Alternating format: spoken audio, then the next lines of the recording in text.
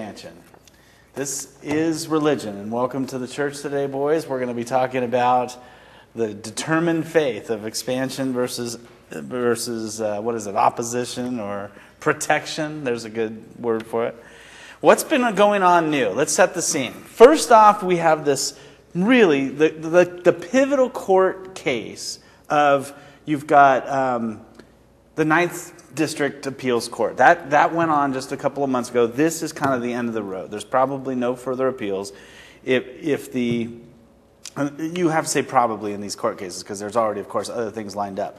But presumably, if the expansion wins, they can go they'll start cutting trees probably immediately while the oppositional environmental groups try to get another injunction, another court case that would hold it up. But if they lose, they really don't have a right of appeal, and the Mount Ashland Expansion would come all the way back probably to the EIS stage of having to start all over with some kind of a new plan, delaying another 3-4 years. So, I mean, really at this point of kind of decision. And so the obvious thing is, well, what's there to talk about? Let's let the courts decide. But since that time is when it's really interesting. That's where it gets fun. So you've got city council all of a sudden now completely fighting in public over this. You've got Mount Ashland doing some crazy things. And let's just start with that. What was it, 3 or 4? Okay, first of all, the day after the lawsuit, not the court cases. Again, it's not decided. The court case, they come back and sue the city. So there's one odd timing. They've already got we're going to go back and sue the city. The second is they changed their opening dates for next year. They're going to be closed now Mondays and Tuesdays. And they didn't tell anybody in the season pass sale until now. They sold passes, right? They sold passes, and they offer a refund. But okay, this is a major change. We're not going to be open 7 days a week anymore. We're going to open 5, and we're going to take off one of the nights. They're going to take off 3 of their lower performing days. The people who get hurt the most are the season pass holders. That's who uses it. So when they did the preseason season pass sale, they did it with this understanding that it was going to all be the same. Well, now they just cut the value by 3 days, and then they say, oh, well, that should be okay. I mean, the timing of it is bizarre. And these are the days that locals know it's the good day. The great days, yeah, great days. Mondays, Tuesdays, nobody's there. It's mostly season pass. Now, if you're at Mount Ashland, it makes sense. You're not making much money because you're getting people who have already prepaid, and whether they use it or not, you still got to pay staff and all the rest. But that's kind of a huge change. Is this that they just don't care anymore about public opinion? Or is this, we might lose this lawsuit, we need to start cutting costs immediately? I think what's really strange, as you alluded to, is the timing, because they knew that the decision they're making now to cut back and streamline and become more efficient financially was something that they could have done last year, the year prior. I mean, this is not something new. Those days have always been losing efforts. And they've always accommodated the locals with those days, regardless of whether they break even or lose a little bit in the long run. And all of a sudden, during this tumultuous time, they make this decision to slim down on those days, and at the same time, they're suing the city because they want to own the lease.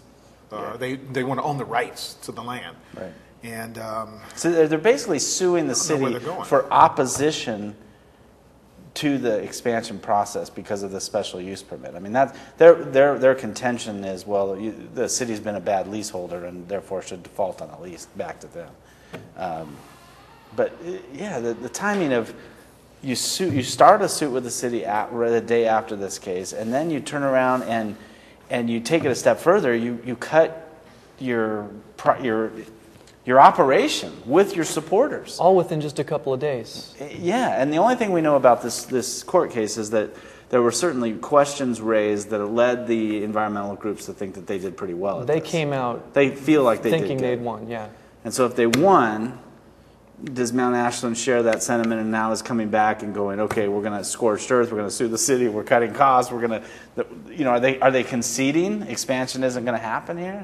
I mean, it's a bizarre. Now you've got that kind of regardless of how they did it. It's just a blunder, a public relations blunder. You don't just cut your season pass holders off at the knees. You certainly need to let them know before you do your early bird season pass sales. That's just bad blood in the community for their strongest supporters.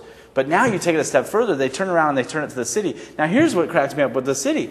They get sued, and what do? They turn right back around, and they're openly feuding over something that really they could just step back and say, we're just going to take a breath. We're going to stay away from this for right now. When the court case is decided, if this is still an issue. Because what the council decides has no bearing on. Not until this court the case is done. There's an injunction in place. They can't cut. There's no way that they could be the only way it could matter is down the line.